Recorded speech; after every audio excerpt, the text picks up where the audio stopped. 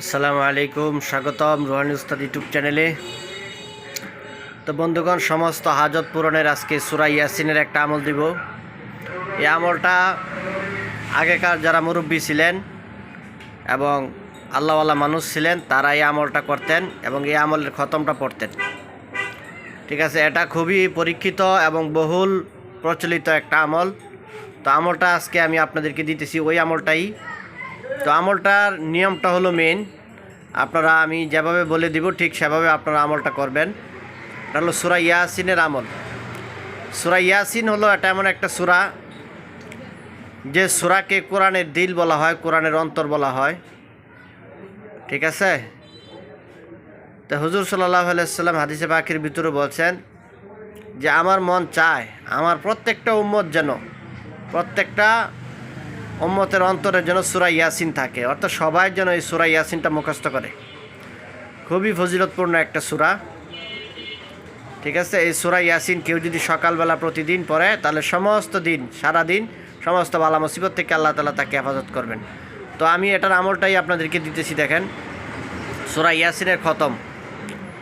তো খতমটা কী নিয়মে পড়বেন এখানে আমি সুন্দর করে বলে দিতেছি আপনাদেরকে। বিভিন্ন কাজের জন্য সূরা ইয়াসিনের খতম মাশায়েখগণ হইতে বর্ণিত আছে। যখন কোনো হাজত দেখা দিবে, হাজত বলতে যে কোনো প্রয়োজন আপনার দেখা দিবে, তখন এই নিয়মে সূরা ইয়াসিন পড়বে। নিয়ম প্রথম থেকে আপনারা পড়া শুরু করবেন। নিয়ম এই, প্রথম থেকে পড়া শুরু করবেন, প্রত্যেক মুবিন পর্যন্ত পৌঁছালে পুনরায় সূরার প্রথম হতে পাঠ করবে।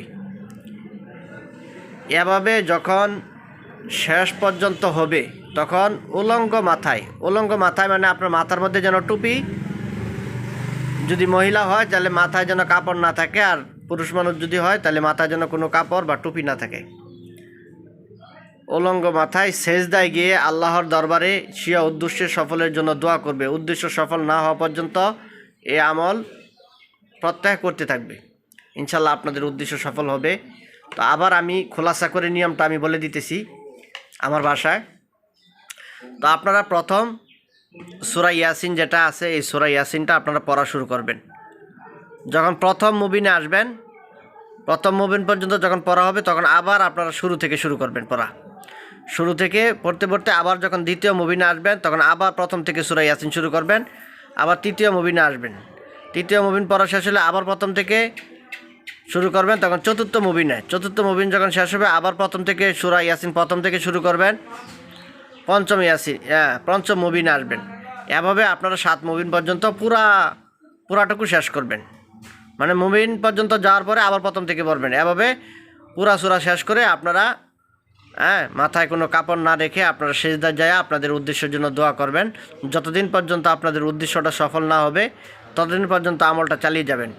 ইনশাল্লাহ অনেক ভালো একটা রেজাল্ট পাবেন। আমার জন্য দোয়া করবেন, চ্যানেলটা সাবস্ক্রাইব করে রাখবেন।